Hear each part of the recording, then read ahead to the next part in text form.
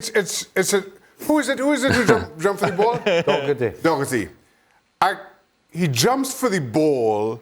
He's back. Going to head the ball, but he turns his back to the ball. He jumps for the ball. But he turns his who jumps for a ball and turns their back to the ball and then collides with the goal. I don't. Who's holding it? Whether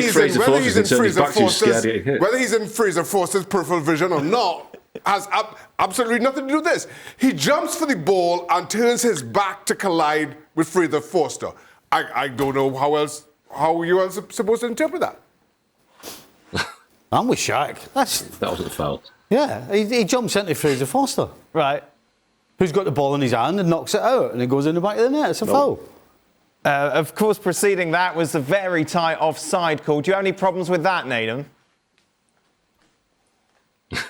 Well, once they bring the lines out, you're disappointed to see that that's how detailed football can be these days, but then you also can't argue it. So unfortunately, you have to say, well, yeah, I guess it's offside, but in the spirit of the game, if the lines weren't there, I don't think there'd be many people who'd be looking and saying, no, he's clearly offside. So it's a shame the game got chalked off, but, with the technologies here, so as a consequence, I have to deem it the right decision. I tell you what, it kind of sounds like we're kind of... it's coming out like Tottenham were unlucky. Mm-hmm. Tottenham were outplayed for 40 minutes until Salisu got sent off. Tottenham couldn't get out their half for 40 minutes before they got the penalty kick. And then when they're playing against 10 men, they can't break them down. And then you've got Conte coming out after the game saying, oh, they're tired. Right. Hold on a second, this is the second game in the trot. They've played 10 men. You shouldn't be tired playing against 10 men every time you step on the field.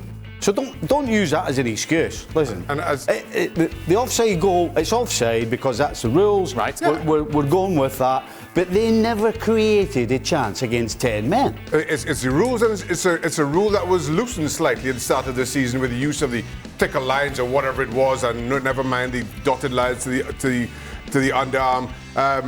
So there's a bigger margin of error, and it's still offside. There's nothing unlucky about that. So were you getting carried away yesterday when you were lauding Spurs and the trajectory that they were on and the way they were looking under Conte, given that first half performance? Yeah, or maybe I wasn't giving Southampton enough credit. Southampton who battled and almost threw it away against West Ham. But I think for me this was less about Spurs being poor and Southampton just being very good. And then when you go down to 10 men, you just defend for your lives. And we were talking yesterday about Spurs.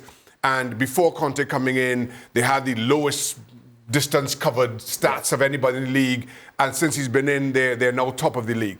I would love to see the comparison between Spurs and Southampton today, because I thought Southampton outworked Spurs with both 11 and 10 men.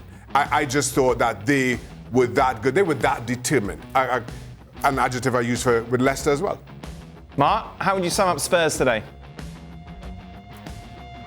I think that the creativity thing is an issue. But it's not a Conte thing. It's a Conte thing. It's a Nuno thing. It's a Mourinho thing. I just don't think Spurs have got the quality midfield that they need to kind of, create the chances for Kane and Son. And I do think the offside is very harsh. By the way, I think when you go into armpits, it's very harsh. But I just think Tottenham, until they find somebody in midfield who can, create openings and find space and just pick a pass for the forwards, they're going to struggle like this. And it's been a problem that Tottenham have had for a long time now. Thanks so much for watching ESPN on YouTube. And for more sports highlights and analysis, be sure to download the ESPN app. And for premium content and live streaming, subscribe to ESPN Plus.